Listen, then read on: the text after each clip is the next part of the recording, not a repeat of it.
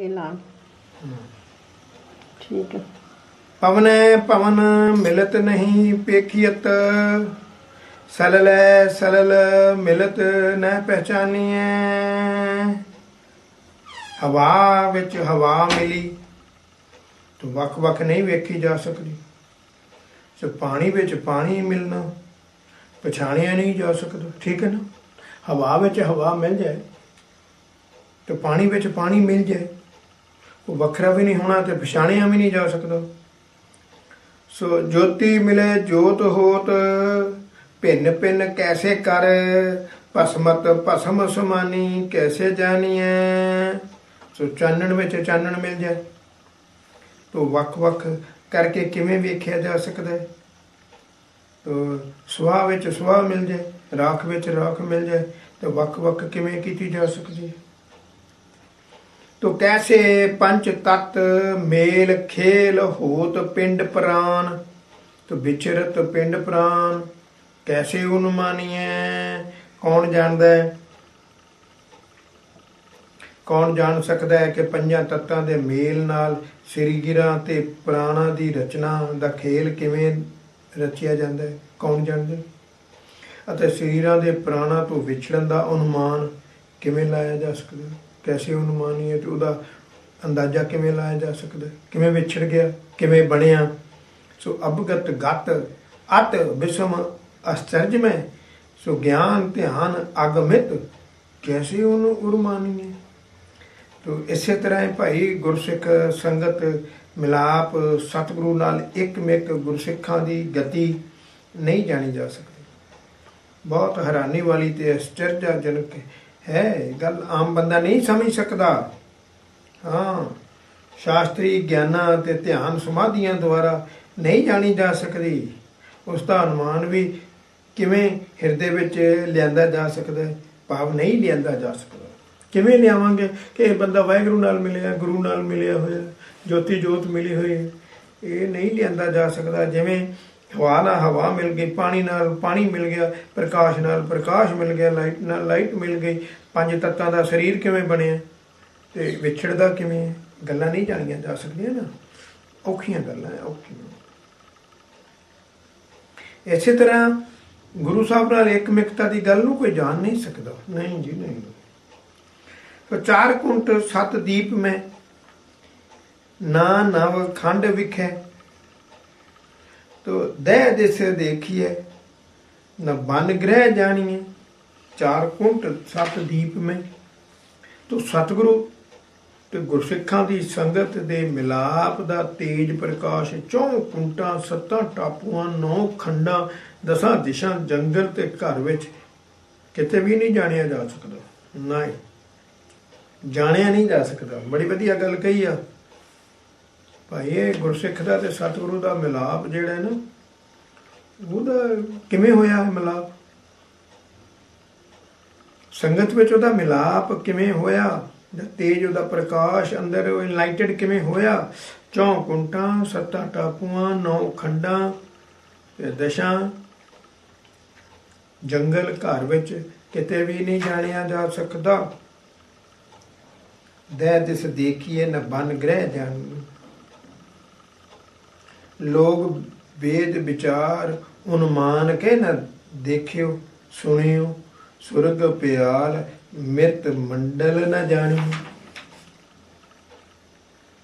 ये प्रताप लौकिक ते वैदिक ज्ञान दी विचार विच किते नहीं वेख्या सुनिया जांदा। तो स्वर्ग पताल ते मात लोक विच किते भी मनण विच नहीं आउंदा, किते भी मनण विच नहीं आउंदा। भूत भविख न वर्तमान चारो जुग, चतुर वरण खट दर्शन धियानिए। तो तिन्ना कालां विच 4 जुगां विच 4 वरना आश्रम विच अते 6 दर्शनां विच ध्यान नहीं लियांदा जा सकदा। नहीं।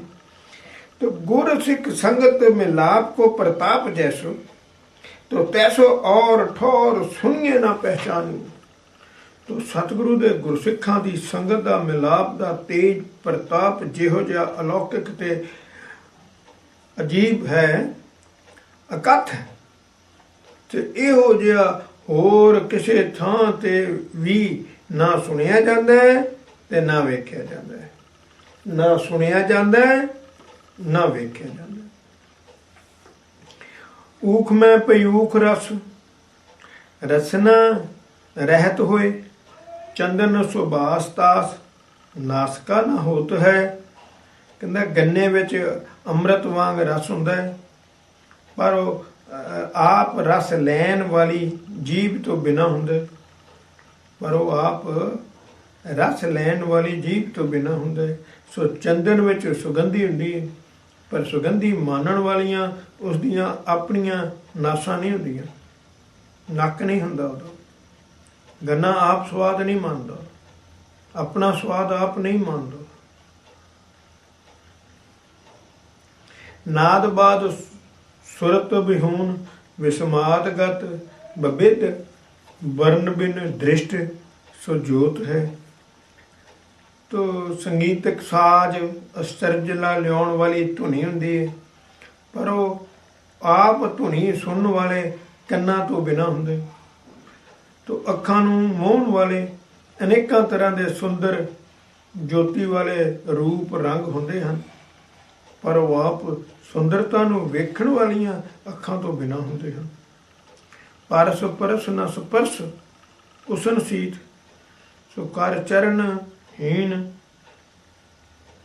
ਧਰ ਔਖ ਦੀ ਅਦੋਤ ਹੈ। ਪਾਰਸ ਕਈ ਧਾਤਾਂ ਨੂੰ ਛੂੰਹਦਾ ਹੈ ਤੇ ਸੋਨਾ ਬਣਾਉਂਦਾ ਹੈ, ਪਰ ਆਪ ਉਸ ਨੂੰ ਗਰਮੀ ਸਰਦੀ ਤੇ ਸਪਰਸ਼ ਦਾ ਕੋਈ ਅਸਰ ਨਹੀਂ ਹੁੰਦਾ। ਧਰਤੀ ਜੜੀ ਬੂਟੀਆਂ ਆਦਿ ਬਨਸਪਤੀ ਉਗਾਉਂਦੀ ਹੈ, ਪਰ ਆਪ ਹੱਥ ਪੈਰ ਤੋਂ ਬਿਨਾਂ ਕਿਤੇ ਚੱਲ ਕੇ ਨਹੀਂ ਜਾ ਸਕਦੀ। ਜਾਹੇ ਪੰਚ ਦੋਖ ਨਿਰਦੋਖ ਮੋਖ ਪਾਵੇ ਕੈਸੇ, ਗੁਰਮੁਖ ਸਹਿਜ ਸੰਤੋਖ ਹੋਏ ਅਛੂਤ ਹੈ। ਤੋ ਜਿਸ ਮਨੁੱਖ ਵਿੱਚ ਉਪਰੋਕਤ ਪੰਜੇ ਵਿਸ਼ੇ ਹੋਣ, ਭਾਵ ਪੰਜੇ ਗਿਆਨ ਇੰਦਰੀ, ਜੀਭ, ਨੱਕ, ਕੰਨ, ਨੇਤਰ, ਤੋ ਦੂਜਾ ਪੰਜਾਂ ਹੀ ਔਗਣਾ ਰਸ, ਗੰਧ, ਸਰੋਤ, ਰੂਪ ਤੇ ਸਪਰਸ਼ ਵਿੱਚ ਖਚਤ ਹੋਣ, ਉਹ ਨਿਰਵਿਕਾਰ ਮੋਖ ਪਦ ਕਿਵੇਂ ਪਾ ਸਕਦਾ ਹੈ?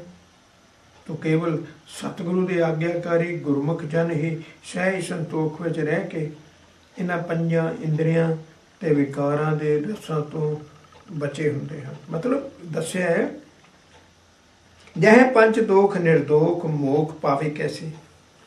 ਜਿੱਥੇ ਪੰਜ ਗਿਆਨ ਇੰਦਰੀ ਵਿਕਾਰਾਂ ਵਿੱਚ ਲੱਗੇ ਹੋਏ ਆ, ਔਗਣ ਹੀ ਪੈਦਾ ਕਰਦੇ ਆ, ਤੇ ਔਗਣ ਵੀ ਤਕੜੇ ਆ, ਤੇ ਕਿਵੇਂ ਪਾ ਸਕਦਾ? ਮਤਲਬ ਗੁਰਮੁਖ ਤਾਂ ਬਣ ਗਿਆ, ਗੁਰੂ ਨਾਨਕ ਨੇ ਮਿਹਰ ਕੀਤੀ, ਤੁਹਾਡੇ ਤੇ ਮਿਹਰ ਕੌਣ ਕਰੂਗਾ?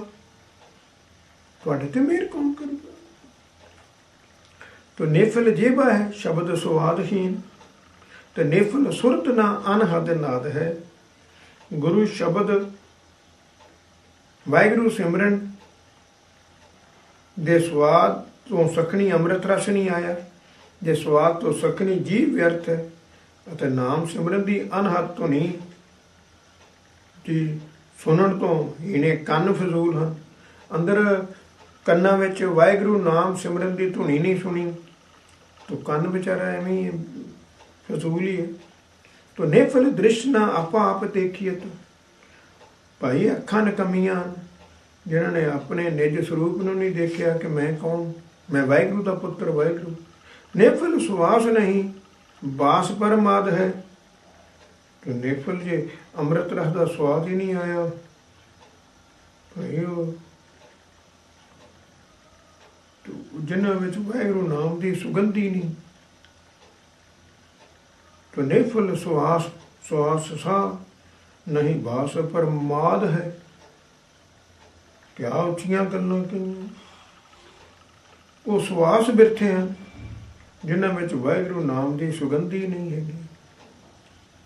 ਤੋ ਨੇਫਲ ਕਰ ਗੁਰ ਪਾਰਸ ਪਰਸ ਬਿਨ, ਤੇ ਗੁਰਮੁਖ ਮਾਰਗ ਵਿਹੂਣ ਪੱਕ ਬਾਦ ਹੈ। ਪਾਰਸ ਗੁਰੂ ਨਾਨਕ ਪਾਰਸ ਦੇ ਚਰਨ ਕਮਲਾਂ ਨੂੰ ਪਰਸੇ ਬਿਨਾਂ ਹੱਥ ਕਿਸੇ ਲੇਖੇ ਨਹੀਂ, ਅਤੇ ਸਤਿਗੁਰੂ ਦੇ ਦੁਆਰੇ ਨਾ ਜਾਣ ਵਾਲੇ ਪੈਰ ਵਿਅਰਥਨ, ਗੁਰਦੁਆਰੇ ਨਹੀਂ ਗਏ। ਗੁਰਮੁਖ ਮਾਰਗ ਵਿਹੂਣ ਪੱਗ ਬਾਧ ਹੈ। ਗੁਰਦੁਆਰੇ ਨਹੀਂ ਜਾਂਦੇ, ਸੰਗਤ ਤੇ ਜਾਂਦੇ, ਸਿਮਰਨ ਨਹੀਂ ਕਰਦੇ, ਉਹ ਪੈਰ ਹੀ ਵਿਅਰਥ ਹੈ। ਗੁਰਮੁਖ ਅੰਗ ਅੰਗ ਪੰਗ ਸਰ ਬੰਗ ਲਿਵ, तो दृष्ट सूरत साध संगत प्रसाद है। तो सतगुरु की आग्याकारी गुरसिखां दे अंग अंग पवित्र हैं। क्यों? साध संगत की कृपा नाल समूह अंगां करके सतगुरु के दर्श ध्यान विच उन्हां दे दृष्टि अते नाम अभ्यास विच सुरती दी लिव लगी रहिंदी है। पशुआ मनुख दे अंतर अंतर यह शब्द सुरत को विवेक अविवेक है। पशु ते मनुख की देही विच इहो ही फर्क है कि मनुख शब्द सुरत नूं दे मिलाप की सोझी है कि वाहिगुरू सिमरन करके सुरत ला के मिलाप किवें करना है, उन्होंने शब्द सुरत की सोझी। ते पर पशु ज्ञान तो सखना है। पशु हरियाओ कहो सुनियो अनसुनियो करे, तो मानस जन्म उपदेश हृदय टेक है। ते पशु नूं हरी खेती वल्लों रुकन लई किया जाए तो वह सुने नूं अनसुनिया करता है। पर मनुखा जन्म वाला प्राणी सतगुरु के उपदेश नूं सुन के हिरदे विच वसांदा है। तो पशुआ शब्दहीन जेबा ना बोल सके, मानस जन्म बोले बचन अनेक है। तो शब्द तो हीना पशु जीव नाल बोल नहीं सकता, पर मनुखा जन्म वाला तो अनेका बचन बोलता है। तो शब्द सुरत सुन समझ बोले विवेकी, नातुर अचेत पशु प्रेत हूँ मैं एक है। मनुख जे गुरु शब्द की स्रोत सुने, वाहिगुरू नूं सिमरन नूं सुने, बाणी सुने, शब्द सुरत हुंदा है। शब्द मैंने वाहिगुरू, सुरत मैंने ध्यान। जे तो मूँहों वाहिगुरू बोल के वाहिगुरू वाहिगुरू सुरत नूं सुनदा है, जपदा है, तो समझो समझदा है, सुने समझे तो बोले, वाहिगुरू बोले समझे तो सुने, तो वह तो सोझीवान विवेकी है। नहीं तो वो भी अज्ञानी पशु प्रेतां विचों एक मूर्ख पशु है। जे वाहिगुरू सिमरन की गल नहीं समझी, जे वाहिगुरू सिमरन की गल नहीं समझी, नातर नहीं तो अचेत पश प्रेत हूँ मैं एक है। तो वो भी तो फिर पशु प्रेत अज्ञानी है, पशु है, प्रेतां विचों एक मूर्ख पशु है, एक मूर्ख पशु है। देखिया जी, जे मनुखा जन्म लैके वाहिगुरू की प्राप्ति नहीं हुई, जब वाहिगुरू नूं जाणिया नहीं, जब वाहिगुरू नूं जानन की कोशिश नहीं की, जब संगत विच ही नहीं आया, कोई सिमरन वाली गल नहीं, कोई अमृत नहीं छकिया, तो फिर पशु प्रेत ही हो की आ, पशु प्रेत वर्गे ही आ। शब्द सुरतहीन पशुआ पवित्र दे, तो खड़ खाए अमृत प्रवाह को सुवाओ है।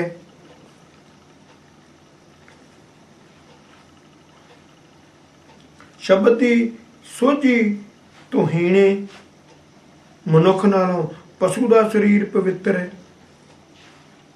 जो घाह फूस खांदा है पर अमृत समान दुध दे प्रवाह का लाभ पहुँचाता है। अमृत प्रवाह को सुवाओ है। गोबर गोमूत्र सूत्र परम पवित्र पे मानस देई नखिद अमृत अपियाओ है। पहला भी यह गल दसी कि जे तुसी मनुखा जन्म हासिल करके वाहिगुरू नूं अंदरों लभण, तू वाहिगुरू ही आ, ते जे वाहिगुरू नूं अंदरों लभण की कोशिश नहीं की ते भाई फिर तू पशु ही आ, तू की आ? पशु नालों भी भैड़ा प्रेत है। प्रेत तो बहुत भैड़ा हुंदा, भूत है, भूत तो बहुत भैड़ा हुंदा, वो तो बड़ी बर्बादी करता है। इत्थे दसिया है भी देखो जिहड़ा वो शब्द सुरतहीन है, उन्होंने समझ नहीं, ना तो सिमरन करता है ना उन्होंने सुरत है। वो पशुआ पवित्र दे है, वो बेचारा खड़ खाए ते अमृत वर्गा दुध दिंदा है। सो गोबर वो गल उही दसी है। तो फिर हिंदू मर्यादा अनुसार है कि गऊ का गोहा ਤੇ ਮੂਤਰ ਬਹੁਤ ਪਵਿੱਤਰ ਮੰਨੇ ਜਾਂਦੇ ਆ। ਹਿੰਦੂ ਅਸੀਂ ਨਹੀਂ ਮੰਨਦੇ, ਅਸੀਂ ਤਾਂ ਗਾਂ ਸ਼ਾਂ ਨੂੰ ਮੰਨਦੇ ਨਹੀਂ। ਪਰ ਇੱਕ ਗੱਲ ਹੈ, ਫਿਰ ਵੀ ਗੋਹੇ ਦਾ ਪੋਚਾ, ਜਦੋਂ ਕੱਚੇ ਫਰਸ਼ ਹੁੰਦੇ ਸਨ, ਗੋਹੇ ਦਾ ਪੋਚਾ ਮੈਨੂੰ ਯਾਦ ਹੈ ਅਸੀਂ ਆਪ ਕਰਦੇ ਰਹੇ ਘਰਾਂ ਵਿੱਚ। ਗੋਹੇ ਦਾ ਹੀ ਪੋਚਾ ਕਰੀਦਾ ਸੀ। ਕਿਹਦਾ ਪੋਚਾ ਕਰੀਦਾ ਸੀ? ਕੰਧਾਂ ਕੱਚੀਆਂ ਹੁੰਦੀਆਂ ਸਨ ਤੇ ਪੋਚਾ ਗੋਹੇ ਦਾ ਹੀ ਕਰੀਦਾ ਸੀ, ਮਿੱਟੀ ਵਿੱਚ ਮਿਲਾ ਕੇ ਗੋਹੇ ਦਾ ਪੋਚਾ ਕਰੀਦਾ ਸੀ। ਮੂਤਰ ਅੱਜ ਵੀ ਹਿੰਦੂ ਪੀਂਦਾ, ਉਹ ਕਹਿੰਦੇ ਬੜਾ ਉਹਨੂੰ ਸਾਫ਼ ਕਰਕੇ ਮੂਤਰ ਪੀਂਦਾ। ਮਰਾਰ ਜੀ ਡਸਾਈ ਪੀਂਦਾ ਰਹੇ, ਉਹ ਆਪ ਕਹਿੰਦਾ ਸੀ ਮੈਂ ਪੀਣਾ। ਉਹ ਪਿਸ਼ਾਬ ਪੀਣ ਨਾਲ ਬਹੁਤ ਤਾਕਤ ਆਉਂਦੀ ਹੈ। ਸੋ ਇਹ ਮੇਰੇ ਮਤਲਬ ਹਿੰਦੂ ਲੋਕ ਮੰਨਦੇ ਆ। ਤੋ ਗੋਬਰ ਗੋਮੂਤਰ ਸੂਤਰ ਪਰਮ ਪਵਿੱਤ ਭਏ, ਤੋ ਮਾਨਸ ਦੇਈ ਨਖਿਦ ਅੰਮ੍ਰਿਤ ਅਪਿਆਓ ਹੈ। ਤੋ ਗੋਬਰ ਹਿੰਦੂ ਮਰਿਆਦਾ ਅਨੁਸਾਰ ਗਊ ਦਾ ਗੋਹਾ ਤੇ ਮੂਤਰ ਬਹੁਤ ਪਵਿੱਤਰ ਮੰਨੇ ਜਾਂਦੇ ਹਨ। ਪਰ ਮਨੁੱਖਾ ਦੇਈ ਤਿਰਕਾਰ ਯੋਗ ਹੈ, ਜੋ ਅੰਮ੍ਰਿਤ ਨਹੀਂ ਛਕਦੀ। ਅੰਮ੍ਰਿਤ ਭੋਜਨ ਖਾਂਦੀ ਹੈ ਤੇ ਪਰ ਗੰਦ ਮੂਤਰ ਖਿਲਾਰਦੀ ਹੈ। ਦੇਖ ਲਓ, ਮਾਨਸ ਦੇਈ ਨਿਖਿਧ ਅੰਮ੍ਰਿਤ ਪਿਆਓ ਹੈ। ਮਾਨਸ ਦੇਈ ਨਿਖਿਧ ਅੰਮ੍ਰਿਤ ਵਰਗੇ ਭੋਜਨ ਛਕਦੀ ਹੈ ਤੇ ਟੱਟੀ ਮੂਤਰ ਕਰ ਦਿੰਦੀ ਹੈ। ਫਾਇਦਾ ਮਤਲਬ ਅੰਮ੍ਰਿਤ ਨਹੀਂ ਛਕਿਆ ਤੇ ਅੰਦਰਲੇ ਰੱਬ ਨੂੰ ਜਗਾਇਆ ਹੀ ਨਹੀਂ, ਉਹਦਾ ਕੀ ਫਾਇਦਾ? ਉਹਦਾ ਤਾਂ ਕੋਈ ਫਾਇਦਾ ਹੀ ਨਹੀਂ, ਕਹਿੰਦੇ ਕੋਈ ਫਾਇਦਾ ਹੋਇਆ ਹੀ ਨਹੀਂ ਉਹਦਾ। ਦੇਖੋ ਬੜੀ ਜ਼ਰੂਰੀ ਗੱਲ ਕਹੀ, ਉਹਦੇ ਨਾਲੋਂ ਤਾਂ ਪਸ਼ੂ ਚੰਗਾ। ਤੂੰ ਕੀ ਕਰ ਰਿਹਾ ਮਨਮੁੱਖਾ? ਵਾਹਿਗੁਰੂ ਸਾਨੂੰ ਤਾੜਨਾ ਕਰਦਾ ਹੈ, ਅੰਮ੍ਰਿਤ ਛਕ ਲੈ। ਮਨੁੱਖਾ ਜਨਮ ਹਾਸਲ ਕਰਕੇ ਵੀ ਅੰਮ੍ਰਿਤ ਨਹੀਂ ਛਕਿਆ ਤੇ ਉਹਦਾ ਕੀ ਫਾਇਦਾ? ਉਹਦਾ ਕੀ ਫਾਇਦਾ ਹੋਇਆ? ਤੋ ਬਚਨ ਵਿਵੇਕ ਟੇਕ ਸਾਧਨ ਕੈ ਸਾਧ ਭਏ, ਅਧਮ ਅਸਾਧ ਖਲ ਬਚਨ ਦੁਰਾਓ ਹੈ। ਤੋ ਸਤਿਗੁਰੂ ਦੇ ਗਿਆਨ ਉਪਦੇਸ਼ ਨਾਮ ਸਿਮਰਨ ਦੀ ਟੇਕ ਲੈਣ ਅਤੇ ਕਮਾਈ ਕਰਨ ਵਾਲੇ ਉੱਤਮ ਸਾਧੂ ਪੁਰਸ਼ ਹੁੰਦੇ ਹਨ। ਪਰ ਸਤਿਗੁਰੂ ਦੇ ਬਚਨਾਂ ਤੋਂ ਕੰਨੀ ਕਤਰਾਉਣ ਵਾਲੇ ਨੀਚ ਬੁਰੇ ਤੇ ਮੂਰਖ ਹਨ। ਅਸਾਧ ਖਲ ਮੂਰਖ ਹੁੰਦਾ, ਦੁਰਾਓ ਹੈ, ਭੈੜਾ ਹੈ। ਤੋ ਅਸਾਧ। ਸੋ ਭਾਈ ਅੰਮ੍ਰਿਤ ਛਕਣਾ ਬਹੁਤ ਜ਼ਰੂਰੀ ਹੈ। ਅੰਦਰਲੀ ਆਤਮਾ ਨੂੰ ਪਹਿਚਾਣ ਹੀ ਨਹੀਂ ਆਉਣੀ ਕਿ ਮੈਂ ਰੱਬ ਹਾਂ, ਮੈਂ ਵਾਹਿਗੁਰੂ ਹਾਂ। ਰਸਨਾ ਅੰਮ੍ਰਿਤ ਰਸ ਰਸਕ ਰਸਾਇਣ ਹੋਏ, ਤੋ ਮਾਨਸ ਵਿਖੇ ਧਰ ਵਿਖਮ ਵਿਖਤਾਉ ਹੈ। ਤੇ ਗੁਰੂ ਸ਼ਬਦ ਦੀ ਕਮਾਈ ਸਦਕਾ ਸਾਧੂ ਪੁਰਖ ਨਾਮ ਅੰਮ੍ਰਿਤ ਚੱਕ ਕੇ ਰਸੀਏ ਹੋ ਕੇ ਰਸ ਦੇ ਘਰ ਬਣ ਜਾਂਦੇ ਹਨ।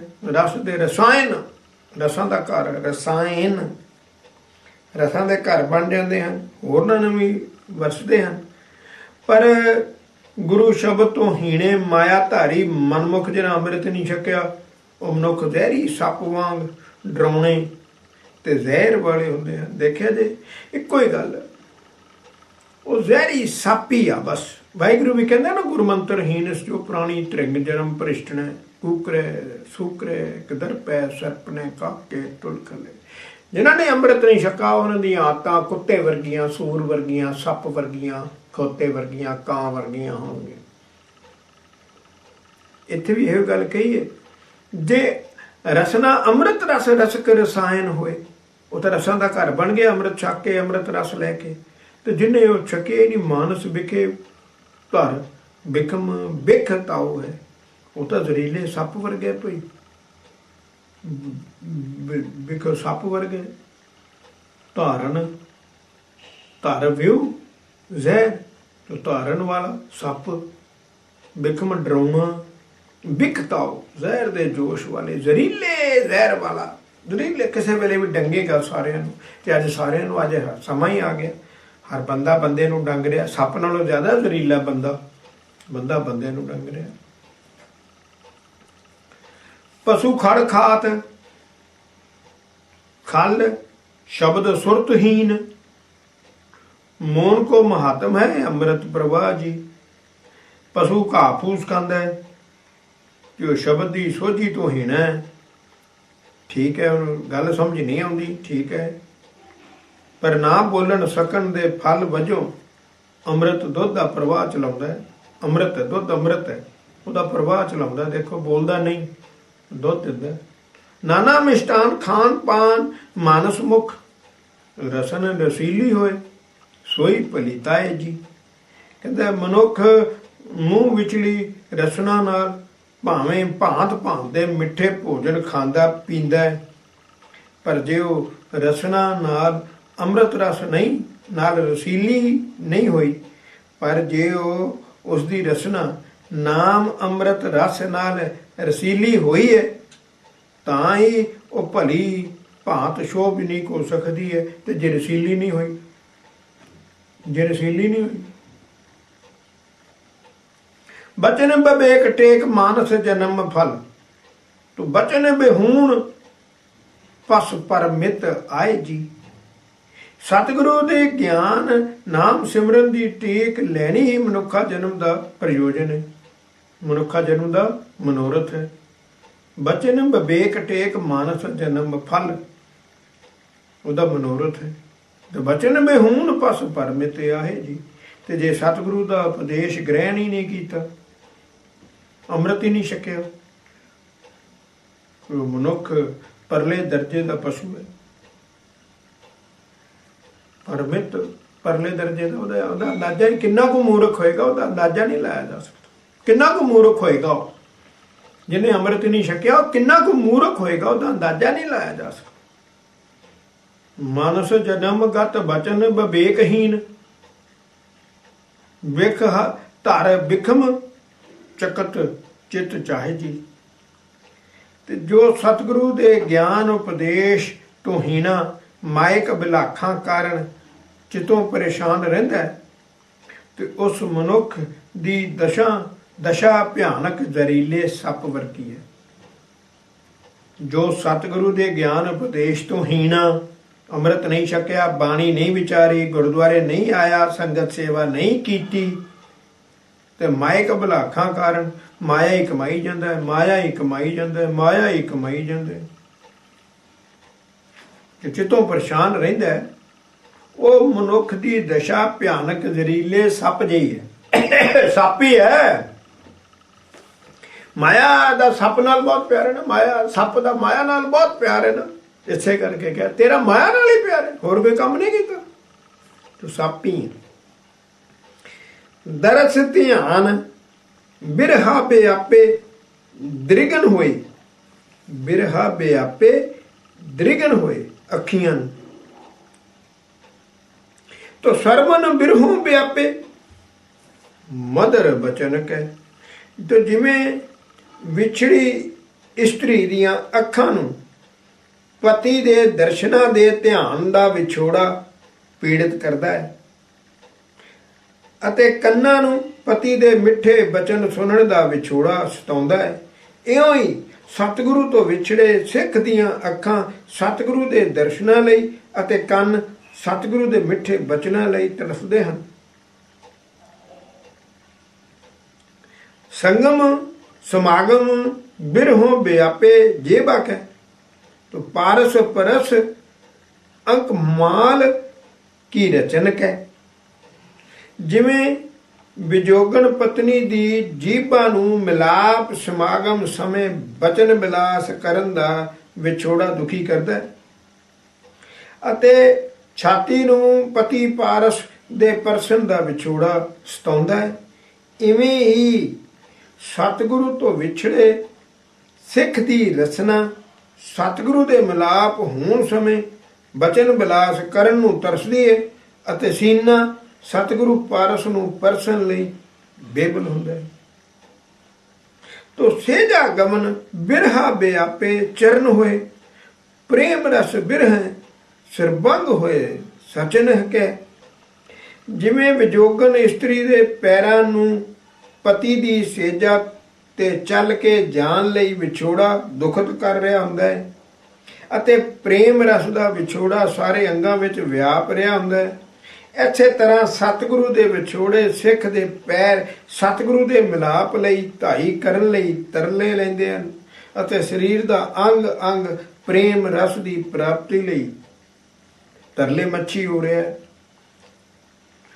ਰੋਮ ਰੋਮ ਬਿਰਹਾ ਬਿਰਥਾ ਕੋ ਬੇਬਲ ਪਈ, रोम रोम बिरह बिरथा को बेबल पई। ससा ज्यों बहीर पीर परबल कचन कै। ਸੋ ਪਤੀ ਤੋਂ ਵਿਛੜੀ ਇਸਤਰੀ ਰੋਮ ਰੋਮ ਕਰਕੇ ਬਿਰਹੋਂ ਦੀ ਪੀੜਾ ਵਿੱਚ ਇਸ ਤਰ੍ਹਾਂ ਪਰੇਸ਼ਾਨ ਹੁੰਦੀ ਹੈ ਜਿਸ ਤਰ੍ਹਾਂ ਕੋਈ ਸਹਿਆ ਸ਼ਿਕਾਰੀਆਂ ਦੇ ਵਹੀਰ ਵਿੱਚ ਤਾੜਿਆ ਹੋਇਆ ਅਤੀ ਪੀੜਤ ਹੁੰਦਾ ਹੈ। ਤੋ ਵਿਛੜੀ ਪਤਨੀ ਵਾਂਗ ਸਤਿਗੁਰੂ ਤੋਂ ਵਿਛੜਿਆ ਸਿੱਖ ਰੋਮ ਰੋਮ ਕਰਕੇ ਬਿਰਹੋਂ ਵਿਜੋਗ ਦੀ ਪੀੜਾ ਕਾਰਨ ਤੜਫ ਰਿਹਾ ਹੁੰਦਾ ਹੈ। ਅਵਸਥਾ ਹੈ ਭਾਈ ਸਾਹਿਬ ਜੀ, ਇਹ ਅਵਸਥਾ ਆ। ਜਦੋਂ ਐਸੀ ਅਵਸਥਾ ਵਿਰਾਗ ਦੀ ਹਰਤੀ ਜਿਹੜੀ ਲਾਮ ਉਪਜੇ ਮਨ ਵੈਰਾਗ ਜੀਓ, ਤੋ ਇਹ ਇੱਕ ਅਵਸਥਾ ਆ ਜਦੋਂ ਗੁਰੂ ਸਾਹਿਬ ਤੋਂ ਬਗੈਰ ਗੁਰਸਿੱਖ ਰਹਿ ਹੀ ਨਹੀਂ ਸਕਦਾ। ਅਸਲੀ ਪਤਨੀ ਪਤੀ ਵਰਤਾ ਜਿਹਨੂੰ ਕਹਿੰਦੇ ਨਾ, ਉਹ ਪਤੀ ਤੋਂ ਬਗੈਰ ਨਹੀਂ ਰਹਿ ਸਕਦੇ। ਨਹੀਂ, ਇਸੇ ਤਰ੍ਹਾਂ ਉਹ ਜੇ ਪਤੀ ਵਰਤਾ ਵਰਗਾ ਸਿੱਖ ਹੈ ਨਾ, ਉਹ ਗੁਰੂ ਤੋਂ ਬਗੈਰ ਨਹੀਂ ਰਹਿ ਸਕਦਾ। ਸਮੁੰਦ ਸਾਗਰ ਹੋਵੇ ਬਹੁ ਖਾਰਾ, ਗੁਰਸਿੱਖ ਲੰਘ ਗੁਰੂ ਪੈ ਜਾਏ, ਝੱਖੜ ਝਾਗੀ ਮੀਂਹ ਬਰਸੇ। ਦੇਖੇ ਕੁਛ ਵੀ ਹੋ ਜਾਏ,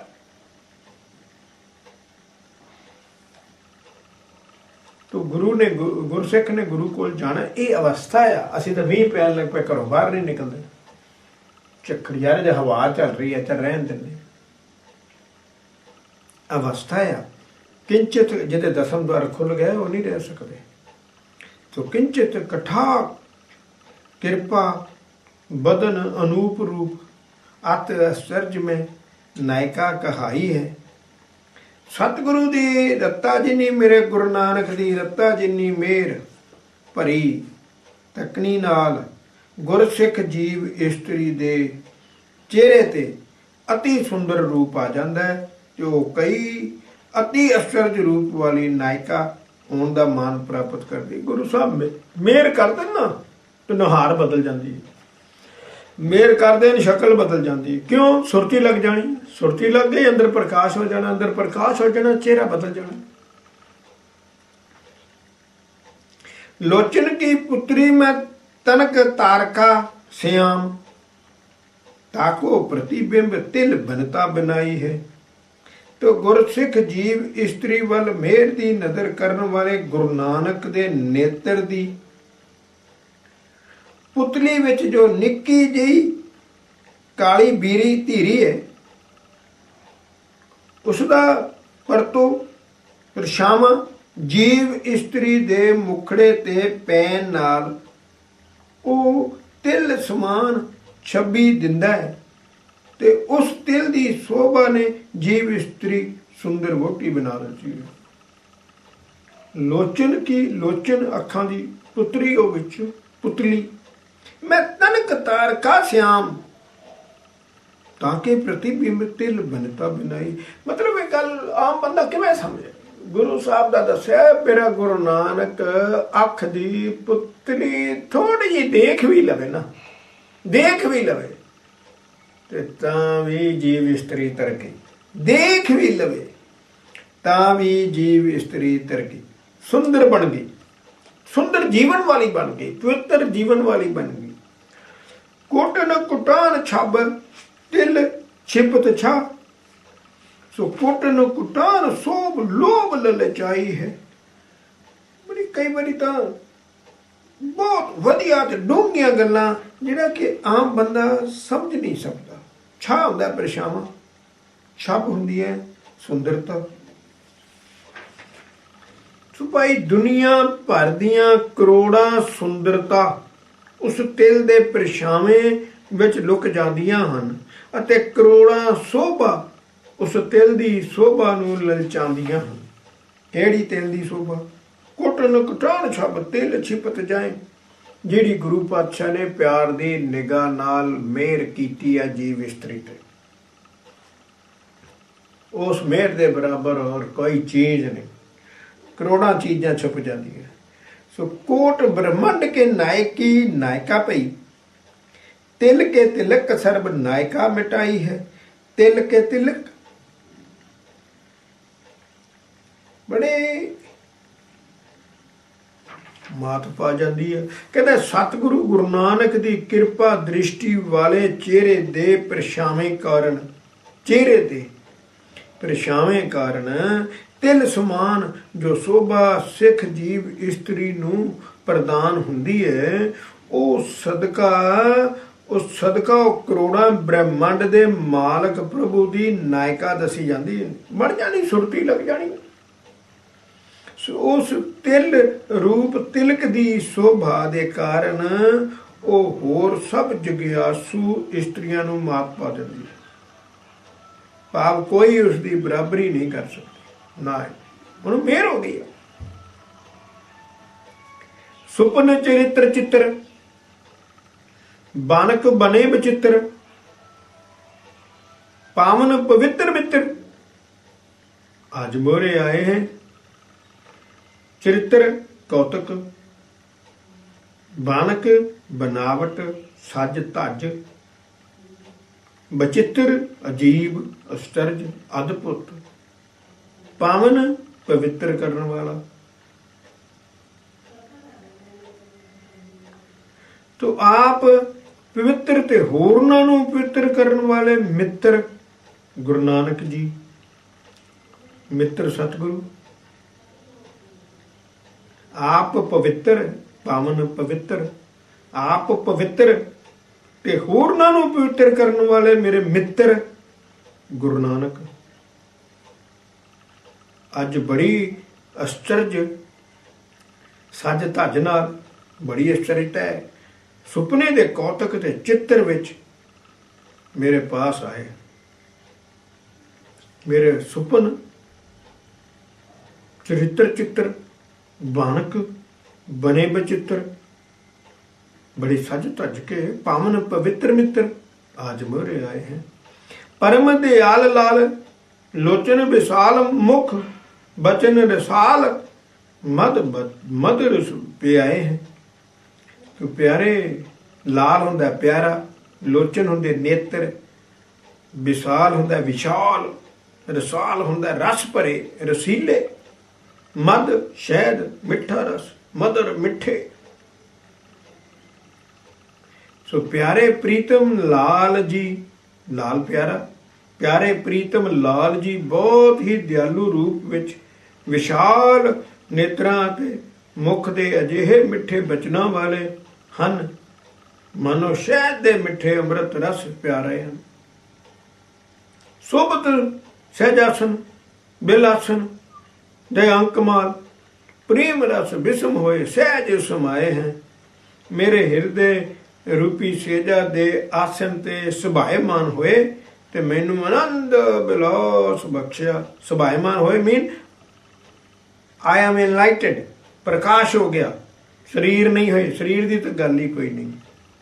मैं नाम दे प्रेम रस विच बिस्माद खीवी हो गई अते मेरी सहज अवस्था विच समाई हो गई। सहज अवस्था हुण सहज, सहज मैंने गुरु नानक, मैं गुरु नानक बन गई तो मैं गुरु नानक विच समा गई।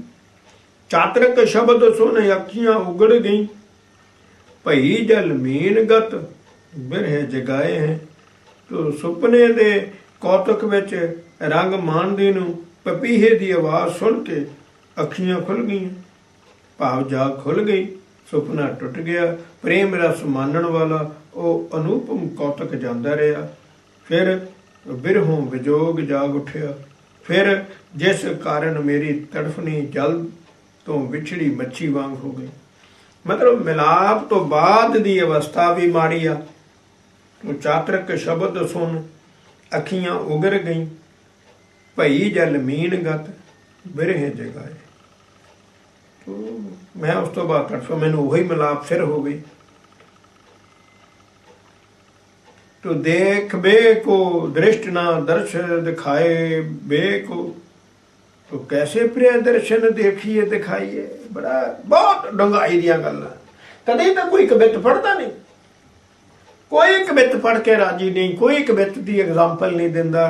बहुत डंगाई, तो बंदा आप उस अवस्था च है नहीं, वो समझ ही नहीं सकता। बहुत डंगाई दियां गल्लां। प्रिय प्रीतम दी ज्योति स्वरूप अनुपम दर्शन देखण नूं ना वो अध्यात्मक अखां हन ते ना ही मेरे पास किसी नूं दर्शन दिखाउण दी समर्था है। तां फिर प्यारे प्रीतम दा दर्शन किवें दिखाया जा सकदा? देखबे को दृष्ट ना, मेरियां अखां ही नहीं देखण वालियां। दरस दिखाए बे को, ना दर्शन दिखाउण दिया तो कैसे प्रिय दर्शन देखिए दिखाइए। तो किवें मैं दर्शन कर सकदा ते दिखा सकदा, मेरे को तो अखां ही है नहीं। कहबे को सुरत है ना सरवन सुनबे को, कैसे गुण नित गुण सुनिए सुनाइए। तो गुणा दे भंडार प्रीतम प्यारे दा गुण कथन करन दी सोची नहीं, ਅਤੇ ਨਾ ਹੀ ਗੁਣ ਸੁਣਨ ਲਈ ਕੰਨ ਵਿੱਚ। ਫਿਰ ਉਸ ਗੁਣੀ ਨਿਧਾਨ ਦੇ ਗੁਣਾਂ ਨੂੰ ਕਿਵੇਂ ਸੁਣੀਏ ਤੇ ਸੁਣਾਈਏ, ਸੋਝੀ ਨਹੀਂ। कहबे को सुरत है ना सरवन सुनबे को, कैसे गुण निध गुण सुनिए सुनाइए। मन में ना गुरमत गुरमत में ना मन, तो नेचर होए ना उन्मन लिव लाइए।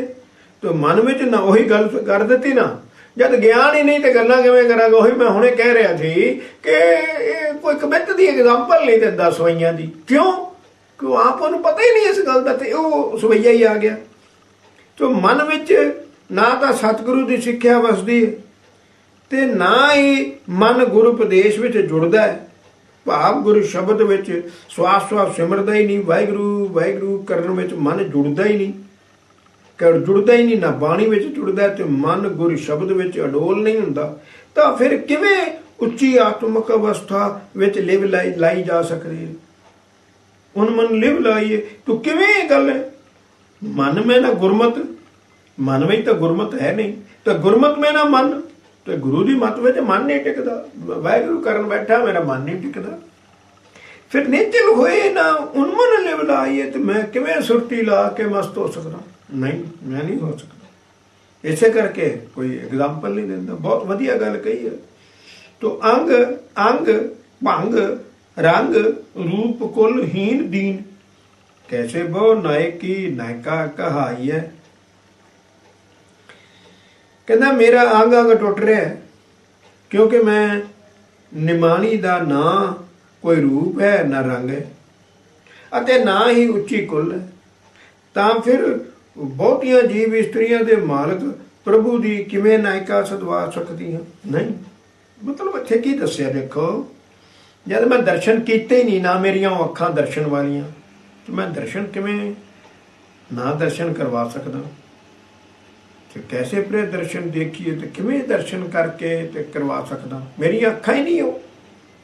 तो कहबे को सुरत मेरे कन्ना विच गल जा ही नहीं रही, वस ही नहीं रही, सिमरन हो ही नहीं रहा। तो मैं उहदे गुणा खजाने गुणा दे खजाने उस मालक नूं किवें सुन के सुना सकदा मेरे पल्ले। तो मन में ना गुरमत है, गुरमत में ना मन है, ना तो मेरे गुरमत मन च वसी है, तो ना मेरा मन टिकदा है।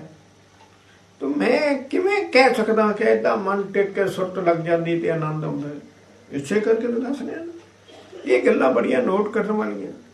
कईयां ने पुछया, वो कहता जद मैं देखिया ही कुछ नहीं तो मैं की कवां। ਉਹ ਦਿੱਤੀ गल, जद मैनू पता ही नहीं सचखंड का तो मैं की गल करा। जद मैनू सुरती का पता ही नहीं तो मैं की गल करा, तो मैं गल कर नहीं सकता। मैनू पता ही नहीं सुरती का तो मैं की गल करा। मस्कीन साहब भी कथा कर रहे सन, उन्हें मन टिकाओ दी। टुकदम करारी जो करे हाजिर हजूर खुदाई वाली गल की उन्होंने। टुकदम उन्होंने कहा जो मन टिक जाता, तो मैं पूछा जो मन टिक जाता की होंदा, कहना मैनू नहीं पता। भी मन टिकन तक तो गल मन टिकाओ मन टिकाओ मन टिकाओ, तो मैं जो मन टिक जाता की होंदा, कहना पता नहीं। क्यों उन्होंने कहना मेरा मन टिकिया ही नहीं, मैं तो ज्ञान तक ही सीमित हाँ, मैं ध्यान वाल गया ही नहीं। हुण अगला जन्म ध्यान में लाउणगे। तो एक दिन की खेड नहीं हैगी, एक दिन की खेड नहीं हैगी, बहुत लंबी खेड है। बिरह वियोग रूग दुखत होए बिरहनी, सो कहत संदेश किथन मैं उसास ने। बड़ा एक विजोगन स्त्री, बिरहो विजोग की पीड़ा, वियोग विजोग जुदाई विछोड़ा, बिरहनी विजोगन स्त्री, बिरहनी विजोगन स्त्री। पथिकन राइयां, पथ राही हुंदा, पथिकन राइयां, उस आस लंबे होके करदे। ਵਿਜੋਗਨ ਇਸਤਰੀ ਵਿਛੋੜੇ ਅਤੇ ਜੁਦਾਈ ਦੀ ਪੀੜਾ ਦਾ ਰੋਗ ਕਰਕੇ ਦੁਖੀ ਹੋਈ ਲੰਬੇ ਹੌਕੇ ਭਰਦਿਆਂ ਲਾਜ ਕੁਲਾਜ ਛੱਡ ਕੇ ਰਾਹ ਜਾਂਦੇ ਮੁਸਾਫਰਾਂ ਨੂੰ ਸੁਨੇਹ ਦਿੰਦੀ ਫਿਰਦੀ ਹੈ। ਦੇਖੋ ਤ੍ਰਿਗਦ ਜੋਨ ਪ੍ਰੇਮ ਕੈ ਪਰੇਵਾ, ਪਰ ਕਰ ਨਾਰ ਦੇਖ ਟੁੱਟਤ ਆਕਾਸ਼ ਤੇ। ਤੋ ਇਹ ਪਿਆਰੇ ਪ੍ਰੀਤਮ ਵੇਖ ਕਿਵੇਂ ਟੇਢੀਆਂ ਜੂਨਾਂ ਵਾਲਾ ਪੰਛੀ ਕਬੂਤਰ ਪ੍ਰੇਮ ਵਸ ਹੋ ਕੇ ਆਪਣੀ ਇਸਤਰੀ ਨੂੰ ਵੇਖ ਕੇ ਪਰਾਂ ਨਾਲ ਆਕਾਸ਼ ਤੋਂ ਬੇਸਬਰੀ ਨਾਲ ਹੇਠ ਉਤਰਦਾ ਹੈ। ਦੇਖੋ ਤ੍ਰਿਗਦ ਜੂਨ ਪ੍ਰੇਮ ਕੇ ਪਰੇਵਾ, ਦੇਖਿਆ ਜੀ, ਪਰੇਵਾ ਹੁੰਦਾ ਕਬੂਤਰ। ਪਰ ਕਰ ਨਾਰ ਦੇਖ, ਦੇਖਿਆ ਜੀ, ਪਰ ਕਰ ਪਰਾਂ ਕਰਕੇ, ਪਰਾਂ ਨਾਲ, ਨਾਰ ਇਸਤਰੀ, ਨਾਰ ਦੇਖ ਟੁੱਟਤ ਆਕਾਸ਼ ਤੇ ਉਹ ਟੁੱਟ ਪੈਣਾ ਬੇਸਬਰੀ ਨਾਲ ਹੇਠਾਂ ਉਤਰਦਾ।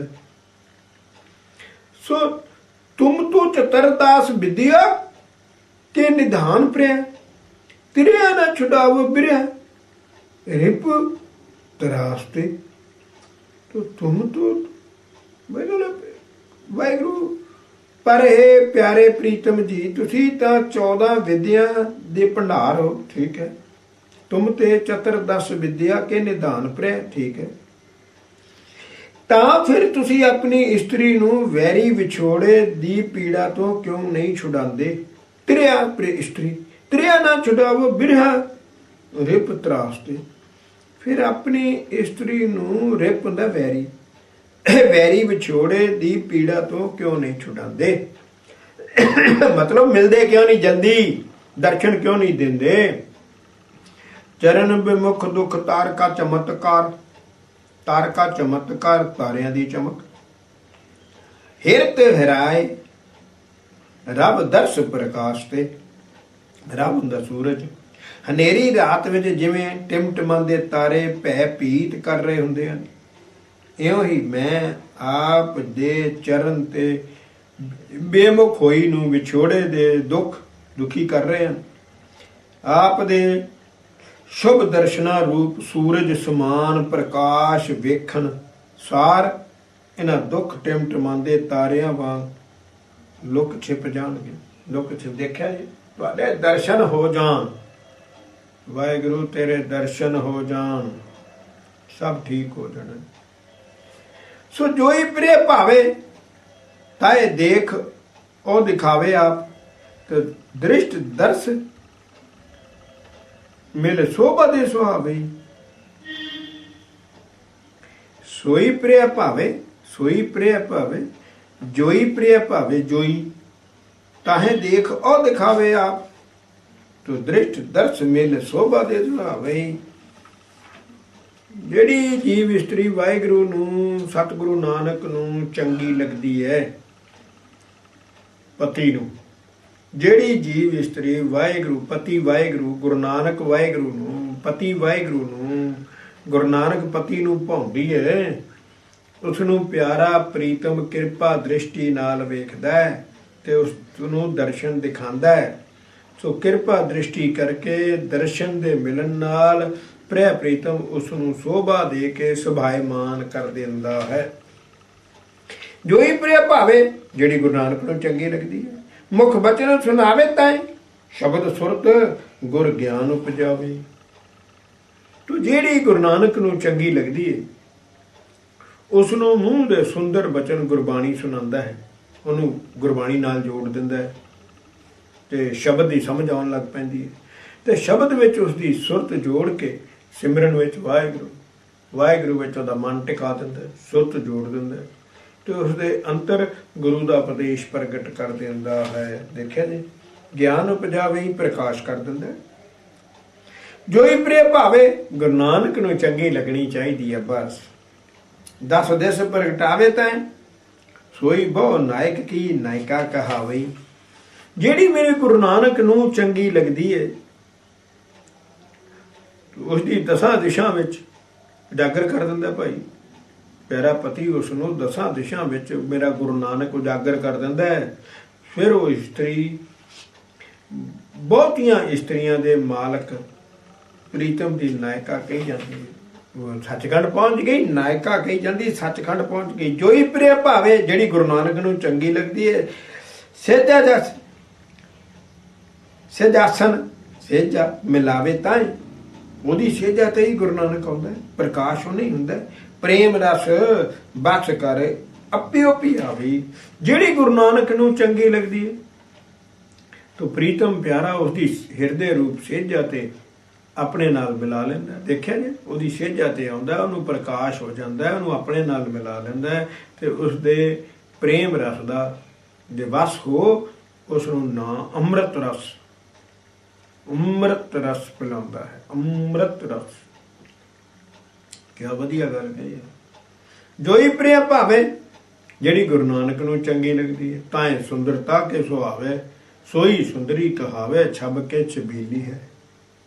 ਛਬ ਕੇ ਛਬੀਲੀ ਹੈ, ਸੁੰਦਰਤਾ ਤੋਂ ਸੁੰਦਰਤਾ, ਛਬ ਕੇ ਛਬੀਲੀ। ਜਿਹੜੀ ਜੀਵ ਇਸਤਰੀ ਗੁਰੂ ਨਾਨਕ ਨੂੰ ਚੰਗੀ ਲੱਗਦੀ ਹੈ, ਉਸ ਨੂੰ ਪਿਆਰੇ ਪ੍ਰੀਤਮ ਵੱਲੋਂ ਆਤਮਕ ਆਨੰਦ ਦੀ ਸੁੰਦਰਤਾ ਪ੍ਰਦਾਨ ਹੋਣ ਕਰਕੇ ਉਹ ਸ਼ੋਭਨੀਕ ਹੋ ਜਾਂਦੀ ਹੈ। ਜਿਹੜੀ ਜੀ ਇਸਤਰੀ ਨਾਮ ਸਿਮਰਨ ਦੀ ਸੁੰਦਰਤਾ ਦੀ ਬਖਸ਼ਿਸ਼ ਸੁੰਦਰਤਾ ਵਾਲੀ ਹੋ ਜਾਂਦੀ ਹੈ, ਉਹ ਹੀ ਸਹੀ ਅਰਥਾਂ ਵਿੱਚ ਸੁੰਦਰੀ ਕਹੀ ਜਾਂਦੀ ਹੈ। ਸੁੰਦਰੀ ਛਬ ਕੇ ਛਬੀਲੀ ਹੈ, ਸੋਈ ਸੁੰਦਰੀ ਕਹਾਵੇ, ਛਬ ਕੇ ਛਬੀਲੀ ਹੈ। ਜੋ ਹੀ ਪ੍ਰਿਆ ਭਾਵੇ, ਜਿਹੜੀ ਗੁਰੂ ਨਾਨਕ ਨੂੰ ਚੰਗੀ ਲੱਗਦੀ ਹੈ। ਤਾਹੇ ਬਾਨਕ ਬੱਧੂ ਬਣਾਵੇ, ਤਾਹੇ ਬਾਨਕ ਬੱਧੂ ਬਣਾਵੇ। ਬਾਨਕ ਸੱਜ ਧੱਜ ਵਾਲਾ ਪਹਿਰਾਵਾ, ਬੱਧੂ ਵਿਆਹਤਾ ਇਸਤਰੀ, ਬੱਧੂ ਬਹੁ ਵਹੁਟੀ, ਬਨਤਾ ਵਿਆਹਤਾ ਇਸਤਰੀ, ਸੁਹਾਗਵੰਤੀ। ਜਿਹੜੀ ਮੇਰੇ ਗੁਰੂ ਨਾਨਕ ਨੂੰ ਚੰਗੀ ਲੱਗਦੀ ਹੈ, ਉਸ ਨੂੰ ਪਿਆਰਾ ਪ੍ਰੀਤਮ ਸੋਹਣੀ ਸੱਜ ਧੱਜ ਵਾਲੀ ਵਿਆਹਤਾ ਜੀਵ ਇਸਤਰੀ ਬਣਾਉਂਦਾ, ਦੇਵੀ ਗੁਣ ਦੇ ਦਿੰਦਾ, ਆਪਣੇ ਵਰਗੀ ਬਣਾ ਲੈਂਦਾ। ਤੇ ਜਿਹੜੀ ਪ੍ਰੀਤਮ ਦੇ ਬਖਸ਼ੇ ਨਾਮ ਰੰਗ ਵਿੱਚ ਰੰਗੀ ਜਾਂਦੀ ਹੈ, ਉਹੀ ਅਸਲ ਵਿੱਚ ਸੁਹਾਗ ਭਰੀ ਗੁਰੂ ਨਾਨਕ ਦੀ ਵਹੁਟੀ ਹੈ। ਸੁਹਾਗ ਭਰੀ ਇਸਤਰੀ ਕਹੀ ਜਾਂਦੀ, ਉਹ ਗੁਰੂ ਨਾਨਕ ਦੀ ਵਹੁਟੀ ਹੈ। ਦੇਖਿਆ ਜੀ, ਸੋਈ ਬਨਤਾ ਕਹਾਵੇ, ਰੰਗ ਮੈਂ ਰੰਗੀਲੀ ਹੈ। ਸੋ ਜੋਈ ਪ੍ਰਿਆ ਭਾਵੇ, ਜਿਹੜੀ ਗੁਰੂ ਨਾਨਕ ਨੂੰ ਚੰਗੀ ਲੱਗਦੀ, ਤਾਂ ਕਿ ਸਭੇ ਕਾਮਨਾ ਪੁਜਾਵੇ, ਤੇ ਉਹ ਦੀਆਂ ਸਾਰੀਆਂ ਕਾਮਨਾ ਪੂਰੀਆਂ ਵਾਹਿਗੁਰੂ ਕਰ ਦਿੰਦਾ। ਸੋਈ ਕਾਮਨੀ ਕਹਾਵੇ, ਸ਼ੀਲ ਕੇ ਸੁਸ਼ੀਲੀ ਹੈ। ਤੇ ਜਿਹੜੀ ਜੀਵ ਇਸਤਰੀ ਉੱਤਮ ਸੁਭਾਅ ਕਰਕੇ ਸੁਸ਼ੀਲ ਹੁੰਦੀ ਹੈ, ਉਹ ਹੀ ਸਹੀ ਅਰਥਾਂ ਵਿੱਚ ਸੁੰਦਰ ਇਸਤਰੀ ਆਖੀ ਜਾਂਦੀ ਹੈ। ਸੋ ਜੋ ਹੀ ਪ੍ਰਿਆ ਭਾਵੇ, ਜਿਹੜੀ ਗੁਰੂ ਨਾਨਕ ਨੂੰ ਚੰਗੀ ਲੱਗਦੀ ਹੈ, ਤਾਂ ਹੀ ਪ੍ਰੇਮ ਰਸ ਲੈ ਪੇ ਆਵੇ, ਉਹਨੂੰ ਅੰਮ੍ਰਿਤ ਰਸ ਸਿਖਾਉਂਦਾ। ਸੋਈ ਪ੍ਰੇਮਨੀ ਕਹਾਵੇ, ਰਸਕ ਰਸੀਲੀ ਹੈ। ਸੋ ਵਾਹਿਗੁਰੂ ਉਹਨੂੰ ਅੰਮ੍ਰਿਤ ਰਸ ਦਾ ਗਟਾਕ ਪਿਆਂਦਾ ਹੈ, ਅੰਦਰੋਂ ਅੰਮ੍ਰਿਤ ਰਸ। ਜਿਹੜੀ ਜੀਵ ਇਸਤਰੀ ਨਾਮ ਰਸ ਪੁੰਚਨ ਕਾਰਨ ਰਸੀਲੀ ਹੋਈ ਹੁੰਦੀ ਹੈ, ਉਹ ਅਸਲ ਵਿੱਚ ਪ੍ਰੇਮ ਵਾਲੀ ਕਹੀ ਜਾਂਦੀ ਹੈ, ਪ੍ਰੇਮ ਵਾਲੀ ਕਹੀ ਜਾਂਦੀ ਹੈ। ਭਾਈ ਵਾਹਿਗੁਰੂ ਨਾਲ ਵਿਆਹ ਕਰਾਉਣਾ ਹੈ, ਕਿੰਨੇ ਕਰਾਉਣਾ? ਸਰੀਰ ਨੇ ਨਹੀਂ ਕਰਾਉਣਾ। ਇੱਥੇ ਕੋਈ ਸਰੀਰਕ ਵਿਆਹ ਨਹੀਂ, ਦੁਨਿਆਵੀ ਵਿਆਹ ਨਹੀਂ ਹੈਗਾ। ਅੰਦਰਲੀ ਆਤਮਾ ਨੇ ਗੁਰੂ ਨਾਨਕ ਨਾਲ ਵਿਆਹ ਕਰਾਉਣਾ ਤੇ ਵਿਆਹ ਕਰਾਉਣਾ ਹੈ। ਇਹ ਲਾਵਾਂ ਤਾਂ ਲਿਖੀਆਂ, ਤੁਸੀਂ ਲਾਵਾਂ ਤੋਂ ਪੜੋ, ਧਿਆਨ ਨਾਲ ਪੜੋ, 2-3 ਵਾਰੀ ਪੜੋ। ਪਹਿਲੀ ਲਾਮ, ਤੁਹਾਡਾ ਵਿਸ਼ਵਾਸ ਆਇਆ ਵਾਹਿਗੁਰੂ ਤੇ। ਦੂਸਰੀ ਲਾਮ, ਤੁਹਾਡਾ ਅਨਹਦ ਚੱਲਿਆ। ਤੀਸਰੀ ਲਾਮ, ਤੁਹਾਨੂੰ ਵਿਰਾਗ ਆਇਆ। ਚੌਥੀ ਲਾਮ, ਤੁਹਾਡਾ ਸੁਭਾਅ ਗੁਰੂ ਨਾਨਕ ਵਰਗਾ ਹੋ ਗਿਆ, ਸੁਰਤੀ ਲੱਗਦੀ ਆ, ਤੁਹਾਡਾ ਵਿਆਹ ਹੋ ਗਿਆ। ਤੇ ਵਿਆਹ ਕਰਾਉਣ ਆਏ ਆ ਕਿਹਦਾ? ਆਤਮਾ ਦਾ। ਕਿਹਦੇ ਨਾਲ? ਪਰਮਾਤਮਾ ਨਾਲ। ਬਸ ਖੇਡ ਜਿੰਨੀ ਸਾਰੀ ਬਾਣੀ ਪੜ੍ਹ ਲਓ, ਵਿਆਹ ਕਰਨਾ। ਜੋ ਹੀ ਪ੍ਰਿਆ ਭਾਵੇ, ਜਿਹੜੀ ਮੇਰੇ ਗੁਰੂ ਨਾਨਕ ਨੂੰ ਚੰਗੀ ਲੱਗੂਗੀ ਸੱਚਖੰਡ ਚਲੀ ਜਾਊਗੀ, ਜਿਹੜੀ ਨਹੀਂ ਚੰਗੀ ਲੱਗੂਗੀ ਉਹ ਨਰਕਾਂ ਵਿੱਚ ਜਾਊ। ਇੱਕ ਹਰਫੀ ਗੱਲ ਆ, ਇਹਨੂੰ ਜਿੰਨਾ ਮਰਜ਼ੀ ਘੁਮਾ ਲਓ, ਇਧਰੋਂ ਫੜ ਲਓ, ਉਧਰੋਂ ਫੜ ਲਓ। ਜਿਹੜੀ ਅੰਦਰਲੀ ਆਤਮਾ ਦੀ ਗੱਲ ਕਰ ਰਹੇ, ਆਤਮਾ ਦੀ, ਜਿਹੜੀ ਗੁਰੂ ਨਾਨਕ ਨੂੰ ਚੰਗੀ ਲੱਗੂਗੀ ਵਿਆਹੀ ਜਾਊਗੀ, ਸੱਚਖੰਡ ਚਲੀ ਜਾਊਗੀ। ਜਿਹੜੀ ਗੁਰੂ ਨਾਨਕ ਨੂੰ ਚੰਗੀ ਨਾ ਲੱਗੀ, ਮੰਗਣੀ ਨਾ ਹੋਈ, ਵਿਆਹ ਨਾ ਹੋਇਆ, ਨਰਕਾਂ ਵਿੱਚ ਜਾਊਗੀ। ਸਿੱਧੀ ਇੱਕ ਕਰਫੀ ਗੱਲ ਹੈ। ਮੈਂ ਅੱਗੇ ਵੀ ਕਹਿ ਗਿਆ ਸੀ, ਮੈਨੂੰ ਕੋਈ ਪੁੱਛੇ ਵੀ ਕੀ ਖੇਡ ਆ, ਪਹਿਲਾਂ ਤਾਂ ਅੰਮ੍ਰਿਤ ਛਕ ਕੇ ਅੰਦਰਲੀ ਆਤਮਾ ਨੂੰ ਜਗਾਓ, ਵਾਹਿਗੁਰੂ ਵਾਹਿਗੁਰੂ ਕਰਕੇ ਗੁਰੂ ਨਾਨਕ ਨਾਲ ਵਿਆਹ ਕਰ ਲੈ ਕੱਖਰੀ ਖੇੜੀ। ਜਿੰਨੀ ਮਰਜ਼ੀ ਬਾਣੀ ਪੜ੍ਹ ਲਾ, ਜਿੰਨੇ ਮਰਜ਼ੀ ਪਾਠ ਰੱਖ ਲਾ, ਜਿੰਨੇ ਮਰਜ਼ੀ ਖੰਡ ਪਾਠ ਕਰ ਲਾ, ਜਿੰਨਾ ਮਰਜ਼ੀ ਜੋ ਕਰਨਾ ਕਰ ਲਾ, ਖੇਡ ਤੇਰੀ ਹੋਈ ਆ। ਅੰਮ੍ਰਿਤ ਛਕਾਉਣ ਤੋਂ ਬਗੈਰ ਉਹ ਬਣਨੀ, ਉਹਨੂੰ ਸੁਰਤ ਨਹੀਂ ਆਉਣੀ, ਅੰਦਰਲੀ ਆਤਮਾ ਨੂੰ ਸੁਰਤ ਨਹੀਂ ਆਉਣੀ। ਵਾਹਿਗੁਰੂ ਜਪਣ ਤੋਂ ਬਗੈਰ ਗੱਡੀ ਤੇ ਤੂੰ ਚੜਿਆ ਹੀ ਨਹੀਂ, ਜਹਾਜ਼ ਤੇ ਚੜਿਆ ਨਹੀਂ। ਬਸ ਆਪਾਂ ਤੇ ਤੂੰ ਪਲੇਟਫਾਰਮ ਵੀ ਚਲਾ ਗਿਆ, ਸਟੇਸ਼ਨ ਵੀ ਚਲਾ ਗਿਆ, ਪੁੱਛਦਾ ਟਿਕਟ ਵੀ ਲੈ ਲਈ, ਪਲੇਟਫਾਰਮ ਤੇ ਖੜਾ ਹੈ, ਗੱਡੀ ਵੀ ਆਈ, ਤੂੰ ਚੜਿਆ ਹੀ ਨਹੀਂ। ਤੇ ਉਹ ਆਪਣੇ ਗੋਲ ਤੇ ਕਿਵੇਂ ਪਹੁੰਚ ਜਾਏਗਾ, ਆਪਣੇ ਸਟੇਸ਼ਨ ਤੇ ਕਿਵੇਂ ਪਹੁੰਚ ਜਾਏਗਾ। ਇਸੇ ਤਰ੍ਹਾਂ ਇੱਕ ਜਹਾਜ਼ ਹੈ, ਉਹ ਗੁਰੂ ਨਾਨਕ ਜਹਾਜ਼ ਹੈ। ਤੂੰ ਟਿਕਟ ਲੈ ਲਈ ਆ, ਹਾਂ ਟਿਕਟ ਲੈ ਲਈ, ਅੰਮ੍ਰਿਤ ਛਕ ਲਿਆ ਆ, ਅੰਮ੍ਰਿਤ ਛਕ ਲਿਆ, ਜਹਾਜ਼ ਤੇ ਚੜਿਆ ਹੀ ਨਹੀਂ। ਸਿਮਰਨ ਕਰਨਾ, ਸਿਮਰਨ ਕਰ। ਮੈਂ ਤੁਹਾਨੂੰ ਦੱਸੀ ਜਾਂਦਾ, ਉਹ ਸੱਚਖੰਡ ਆ। ਗੁਰੂ ਗ੍ਰੰਥ ਸਾਹਿਬ ਜੀ ਕੀ ਦੱਸ ਰਿਹਾ, ਉਹ ਸੱਚਖੰਡ ਆ, ਉਹ ਗੁਰੂ ਨਾਨਕ ਆ।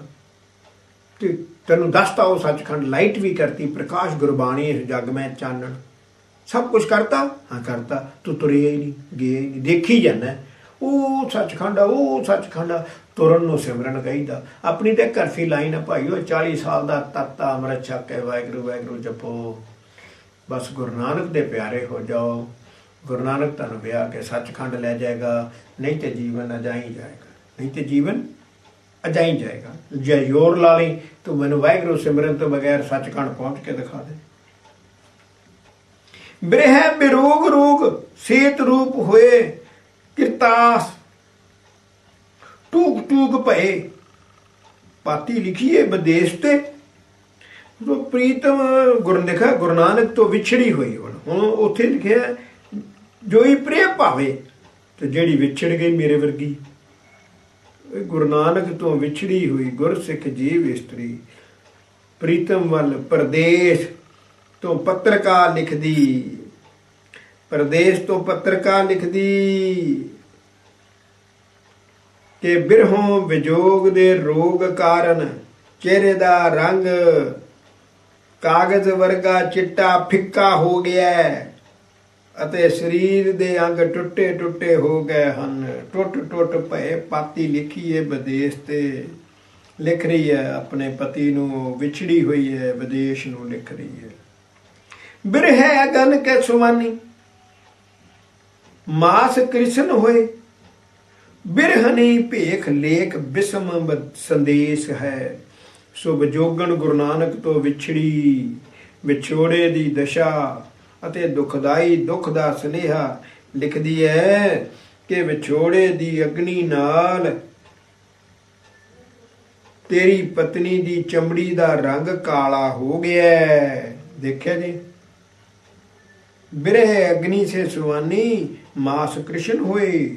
ਦੇਖਿਆ ਜੀ, ਮਾਸ ਕ੍ਰਿਸ਼ਨ ਹੋਏ, ਉਹ ਕਾਲਾ ਹੋ ਗਿਆ, ਮਾਸ ਕ੍ਰਿਸ਼ਨ ਹੋਏ। ਬਸ ਦੇਖ ਲਓ ਫਿਰ, ਕ੍ਰਿਸ਼ਨ ਕਾਲਾ, ਕ੍ਰਿਸ਼ਨ ਵਰਗਾ ਕਾਲਾ, ਮਾਸ ਸੜ ਕੇ ਅੱਗ ਨਾਲ ਕ੍ਰਿਸ਼ਨ ਵਰਗਾ ਹੋ ਗਿਆ। ਬ੍ਰਿਹ ਵਿਯੋਗ ਰੋਗ ਲੇਖਨ ਕੀ ਛਾਤੀ ਫਾਟੀ, ਰੁਦਨ ਕਰਤ ਲਿਖੇ ਆਤਮ ਅਵੇਸ਼ ਤੇ। ਤੋਂ ਵਿਛੜੀ ਹੋਈ ਗੁਰੂ ਨਾਨਕ ਤੋਂ ਵਿਛੜੀ ਹੋਈ ਰੁਦਨ ਕਰਦਿਆਂ ਰੋਂਦੀ ਆਤਮ ਰੰਗ ਵਿੱਚ ਹਿਰਦਿਓਂ ਲਿਖਦੀ ਹੈ ਕਿ ਬਿਰਹੋਂ ਵਿਜੋਗ ਦੇ ਰੋਗ ਕਾਰਨ ਮਾਨੋ ਮੇਰੇ ਵਾਂਗ ਕਲਮ ਦੀ ਛਾਤੀ ਵੀ ਪਾਟ ਗਈ ਹੈ। ਲੇਖਣ ਕੀ ਛਾਤੀ ਫਾਟੀ, ਉਹਦੇ ਵਿੱਚ ਟੁੱਕ ਦਿੱਤਾ ਹੁੰਦਾ ਨਾ, ਚਲਦੀ ਰਹੇ ਕਲਮ। ਦੇਖੀ ਕਦੀ ਕਲਮ ਵਿੱਚ ਨਾ ਇੱਕ ਬਲੇਡ ਨਾਲ ਵਿੱਚ ਚੀਰ ਪਾ ਦਈਦਾ, ਉਹ ਫਿਰ ਕੀ ਹੁੰਦਾ ਵੀ ਇੱਥੋਂ ਉਹ ਆਪਾਂ ਜਦੋਂ ਉਹਨੂੰ ਸ਼ਾਹੀ ਵਿੱਚ ਡੋਬਦੇ ਆ ਨਾ, ਅੱਜ ਕੱਲ੍ਹ ਕਲਮ ਰਹੀ ਨਹੀਂ, ਕਈਆਂ ਨੂੰ ਗੱਲ ਹੀ ਨਹੀਂ ਸਮਝ ਆਉਂਦੀ। ਉਹ ਬਲੇਡ ਨਾਲ ਵਿੱਚ ਚੀਰ ਫਾੜ ਕਿਉਂ ਪਾਈਦਾ, ਜਦੋਂ ਉਹਨੂੰ ਦਵਾਤ ਵਿੱਚ ਡੋਬੀ ਦੇਣਾ, ਇੱਕ ਦੋ ਬੂੰਦਾਂ ਉਹ ਚੀਰ ਵਿੱਚ ਆ ਜਾਂਦੀਆਂ ਤੇ ਕਲਮ ਲਿਖਣਾ ਸ਼ੁਰੂ ਕਰ ਦਿੰਦੀ ਹੈ। ਜਦੋਂ ਸ਼ਾਹੀ ਮੁੱਕਦੀ ਹੈ ਫਿਰ ਡੋਬ ਲਈਦੀ ਹੈ, ਫਿਰ ਲਿਖ ਲਈਦੀ ਹੈ। ਉਹ ਚੀਰ ਪਾਈਦਾ ਕਿ ਉਹ ਸ਼ਾਹੀ ਕੈਚ ਕਰ ਲਵੇ। ਉਹ ਕਲਮ ਦੀ ਛਾਤੀ ਫਾਟੀ ਕਹਿੰਦੇ। तो मेरी उस तरह मेरी छाती फटी पई है। कलम नाल आपां की लेना भाई, लेखन हुंदी कलम, वो कलम कोलों की आपां लेना?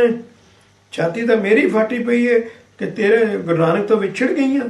तो बिरह उसासन प्रगासन दुखत गत, बिरहनी कैसे जिए बिरह प्रवेश ते। तो गुरु नानक तो विछड़ी हुई ठंडे साह लेंदियां ते हौके भरदियां दुखी दशा दा प्रगटावा करदियां, विजोगन इस्त्री हिरदे अंदर विछोड़ा धस जान करके किवें जी सकती है? जी नहीं सकती। विछोड़ा होने करके जी नहीं सकती, जी नहीं सकती भाई। सो पूर्व संजोग, पूर्व संजोग मिल सुजन सगाई होत, तो सिमरत सुन सुन सरवन संदेश कह।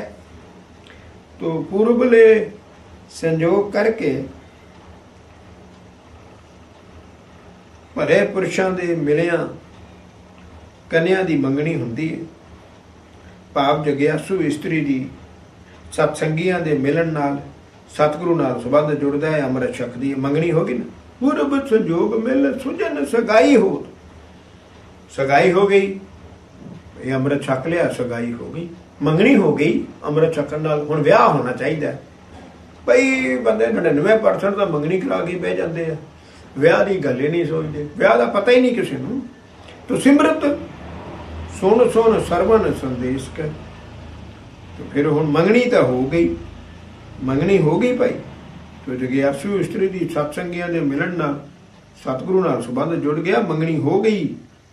अते वो पति सतगुरु दे सुनेह सुनदियां सुनदियां सुन सुन के उसनूं चेते करदी है। तो सिमरत सुन सुन सरवन संदेश है। तो सिमरन करना है भाई, विआह कराउण लई सिमरन करना है। विद में ब्याह मिल दृष्ट दर्श लिव, तो विद्या मान ध्यान रस रूप रंग भेस कै। सो जदों मर्यादा अनुसार विआह हुंदा है, भाव जीव इस्त्री गुरु दीक्षित हुंदी है, मिलाप हुंदा है, तो गुरु ते सिख दी संधि मिलदी है। तो पत्नी दी दृष्टि दी लिव पति वाहिगुरु दे दर्शनां ते प्रतख ध्यान विच रस रूप रंग दे भेस विच जुड़ जाती।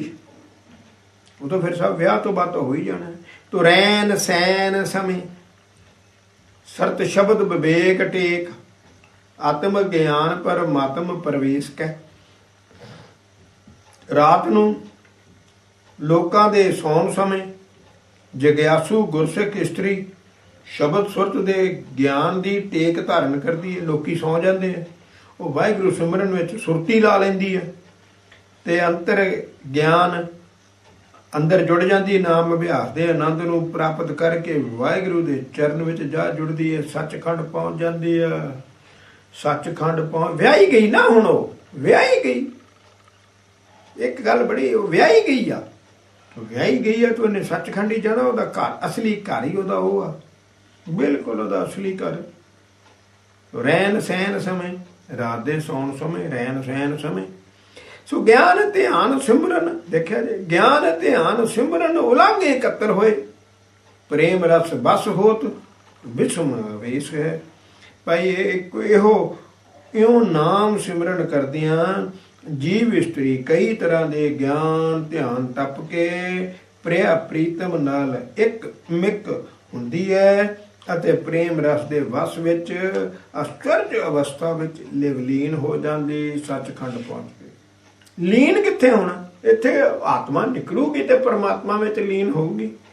जे आत्मा ही नहीं निकलूगी ते परमात्मा विच लीन किवें हो जाऊगी? सो एक सह अधिक एक, नायका अनेक जाके। तो दीन के दयाल होए कृपाल कृपाधारी है। सो जिस प्रीतम प्रभु दियां एक त्यों एक वध अनेकां आग्याकारी इस्त्रियां सारियां उस्तियां ही उहदियां ही हन। सो दीन दुखियां ते दया करन वाले ओ कृपालू प्रीतम ने ਮੈਂ ਜੀਵ ਇਸਤਰੀ ਤੇ ਬਖਸ਼ਿਸ਼ ਕੀਤੀ ਹੈ।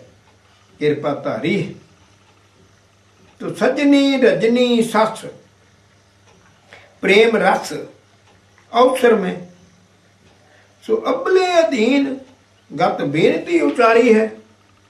सो चंद्रमा वाली ठंडी मिठी रात नू साजन प्रीतम वाली होण दा प्रेम रस प्राप्त होण दा अवसर बनन समय भाव गुर दीखत होण ते गुर शब्द दी प्राप्ति होण समय सुरती लग गई जदों दासी ने दीन दशा विच प्रीतम सतगुरु अगे बेनती कीती। सुरती लग गई, सुन समाध हो गई।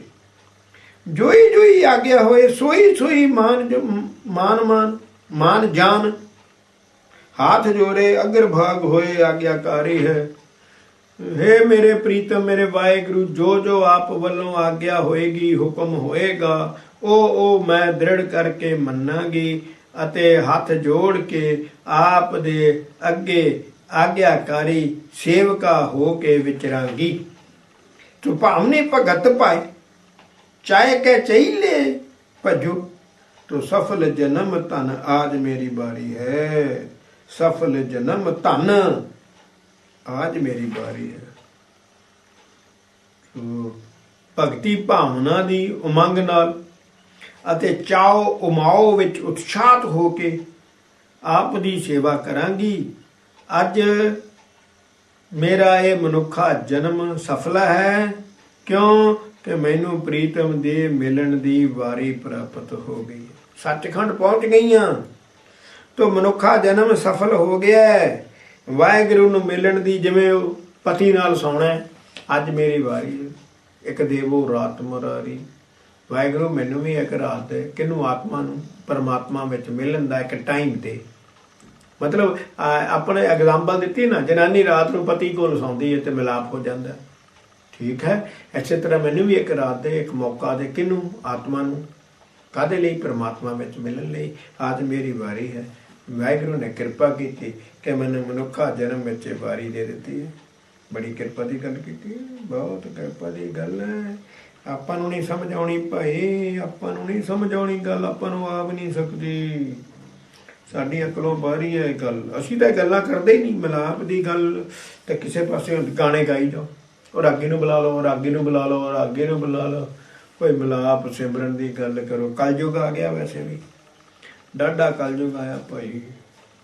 ਵਾਹਿਗੁਰੂ ਮਿਹਰ ਕਰੇ ਗੁਰੂ ਸਾਹਿਬ ਵੀ ਕਿਰਪਾ ਕਰ ਸੱਚੇ ਪਾਤਸ਼ਾਹ ਮਿਹਰ ਕਰੇ। ਭਾਈ ਗੁਰਦਾਸ